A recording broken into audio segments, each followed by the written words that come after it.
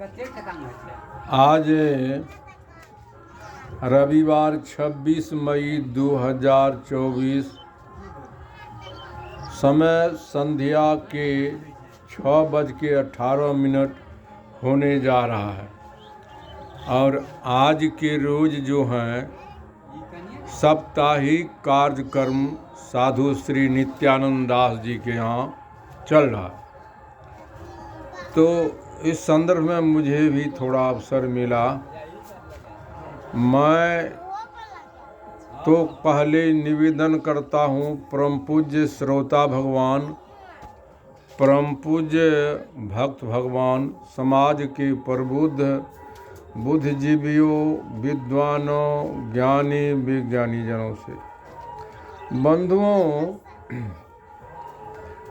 क्या करें हम लोग माता पिता को पीछा कर दे, हम मार्गदर्शक गुरु को आगे कर दे, ईश्वर को आगे कर दे। मैं जानने के लिए बात करता हूँ, पूछता हूँ समाज के प्रबुद्ध बुद्धिजीवियों से, क्योंकि हमें गुरुए जन्म दिया है, भरण पोषण पालन करके सारा संपत्ति का अधिकार बना दिया है। हम जानने के ख्याल से बात कर तो क्या करें? तब माता पिता को हम झाड़ू मारें और गुरु महाराज का पूजा करें, गुरुदेव का पूजा करें, ईश्वर का पूजा करें। इसलिए मैं प्रार्थना करके जानने के लिए समाज के प्रबुद्ध बुद्धिजीवियों के से निवेदन करता हूँ, क्योंकि मैं जो देख रहा हूँ जितने भी देहधारी जन्म लिया, मैं बार बार किसी मंच पर सत्संग न करेंगे, सत का निर्णय करना सत्संग है। तो जितने भी देहधारी जन्म लिया है सब माता ही पिता के द्वारा, ब्रह्मा विष्णु शिव, जैन, बुद्ध, ईसा, मूसा, हजरत, व्यास, वशिष्ठ, संत तुलसी, कबीर साहब, हम और आप माता पिता के द्वारा बड़े बड़े ज्ञानी विज्ञानी परम विज्ञानी माता ही पिता के द्वारा जन्म लिया। अब माता पिता नहीं होते तो ये ज्ञानी विज्ञानी, अब माता ही पिता के द्वारा ये जितने हैं भगवान पैदा लिया है, ब्रह्मा विष्णु शिव राम कृष्ण, सब भगवान को माँ ही बाप पैदा किया। इसलिए मैं रोने लगता हूँ। तो सत्संग न कीजिएगा, कितनों चोट करते हैं तो दिमाग में हम लोगों को घुसता ही नहीं। तो जो माता पिता पोस पाल के पढ़ा लिखा के शादीशुदा करके सारा संपत्ति का अधिकार बना देते, अब कहिए एको बार बाद में उनको पछतिया में जो है वो क्या कहते हैं, सब छठुआ फटुआ समय जब होता भोज भात खिला पिला करके जो बचा खचा है उगरा पुगरा किसी को वही खिलाता है वह माता पिता को, क्योंकि वो भी गुरु जन्म लिया है माँ ही बाप से। जानने के लिए मैं विनय करता हूँ। जब शिक्षा नहीं था ना, तब हमारा पूर्वज प्राणिक तरफ बात करते थे। आवश्यकता विकास की जननी है, यही चेतनात्मा शिक्षा का रूप दिया। अंग्रेजी में 26, उर्दू में 37, हिंदी में 34, बिल्कुल ककहरा लेके 52 है, जिस पर समस्त वेद पुराण कुरान बाइबिल लिखी गई है।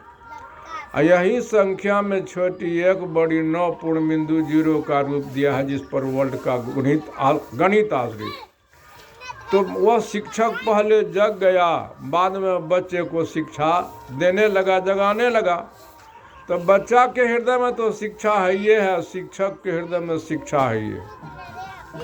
शिक्षक के हृदय में शिक्षा सोया हुआ है या बच्चा के हृदय में शिक्षा मिस हुआ, भैया क्षमा कर दीजिएगा। बच्चा के हृदय में सोया हुआ है और शिक्षक के हृदय में जगा हुआ है। जैसे गीली लकड़ी और सूखी लकड़ी, गीली को रगड़ते हैं तो पानी निकलता है और सूखी को रगड़ते अग्नि निकलता। बच्चा गीली है, शिक्षक सूखी है। तो शिक्षक महोदय बच्चा को कैसे जगाता है?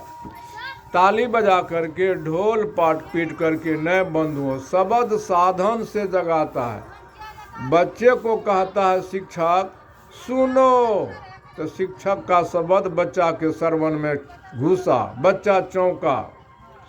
तब कहता इधर देखो, तो सिनेमा सर्कस नहीं दिखाता है, ड्रामा नहीं दिखाता।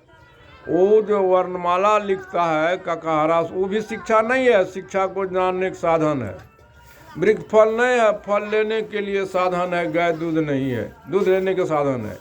तो वो जो लिखता है स्लेट या बोर्ड पर, उसको दिखाता है, क है, ख है, ग है, घ है, अंग है। तो बच्चा क्या करता है, एक एक शब्द को श्रवण से सुनता है, एक एक अक्षर को नयन से देखता है। तो नयन सुन नहीं सकता है या श्रवण देख नहीं सकता। सुनने वाला चेतन आत्मा नहीं रहे तो न नयने देखेगा न काने सुनेगा। और तब जब इधर उधर करता है ना, तो शिक्षक महोदय कहता बच्चा को इधर ध्यान दो, तो बच्चा यहाँ कान नहीं दबाता है, अपने हृदय की धारणा को धैर्य संयुक्त या न ध्यान शिक्षक के शब्द पर जोड़ देता है। एक एक शब्द को श्रवण से सुनता, एक एक अक्षर के आकार प्रकार को आंख से उठाता है, अपने चित्तवृत्ति स्लेट पर लिखता है। और जो बच्चा केवल स्लेटे पर लिखता है, हृदय में न, वह भूस्कोल होता है। और जो हिले स्लेट पर भी हृदय में भी उत्तेजगर होता है। लिखते लिखते जितना शिक्षक के हृदय में शिक्षा, उतना बच्चा को भी हो जाता। तो बच्चा शिक्षा को याद नहीं करे, अब बोर्ड को पकड़ ले तो कौन कौन डिग्री पास करेगा? फैसला आपके बीच में है, आपको कहना होगा, कोई डिग्री पास नहीं करेगा। अब बच्चा के हृदय में आत्मा नहीं रहेगा तो क्या सब पढ़ाएगा? कहना होगा कुछ हो नहीं पढ़ाएगा। और जब मार्गदर्शक गुरुए के अंदर में आत्मा नहीं रहेगा तो क्या पढ़ाएगा? कहना होगा कुछ नहीं पढ़ाएगा। फैसला आपके हाथ में है। वो समाज के प्रबुद्ध बुद्धिजीवियों, ज्ञानी विज्ञानी जनों, तो गुरु कौन हुआ? आत्मे ने गुरु है, आत्मे ने चेला है। यही आत्मा माँ के अंदर में, यही पिता के अंदर में मार्गदर्शक गुरु के चला। वो शिक्षक बीच में बिचौलिया है, बताने वाला है। तो इस संसार में जुल्म का कारण क्या है? माँ बाप से भूल हुआ है। आई गुरुआ लोग कह दिया पिता से माता स्वगुना, माता से स्वगुना ईश्वर, ईश्वर से स्वगुना गुरुदेव। तो इसको नहीं पूछे, आज हम लोग भी उसी भूल भूलैया में भूले हुए हैं। कितनों हम इस पर चोट देते हैं। तो आज माता पिता हो गया है हेमान, पत्थर भगवान, फोटो गुरु हो गया है। कितनों इस पर असर करते हैं, जो कचड़ा पड़ा हुआ है हटता नहीं है। तो इसीलिए मैं कहता हूँ, आज संसार में जुल्म का कारण यही धर्म गुरु हैं, और शिक्षा और न्यायिक व्यवस्था सुदृढ़ नहीं होगा है। क्या आप लोग समझता ही नहीं सत्संग है? सत्संग का मतलब ही होता है हम किसी एक एक विषय का अनुसंधान करने के लिए, संशोधन करने के लिए सत असत का निर्णय करें, सारा सार का विचार करें, स्वयं का सुधार करें, तब सत्संग हुआ। नहीं तो हम लोग सत्संग नहीं करते हैं। तोता मैना की तरह रट लगाते लगाते मर जाएंगे, कभी हमारा कल्याण नहीं होगा। अब हम आगे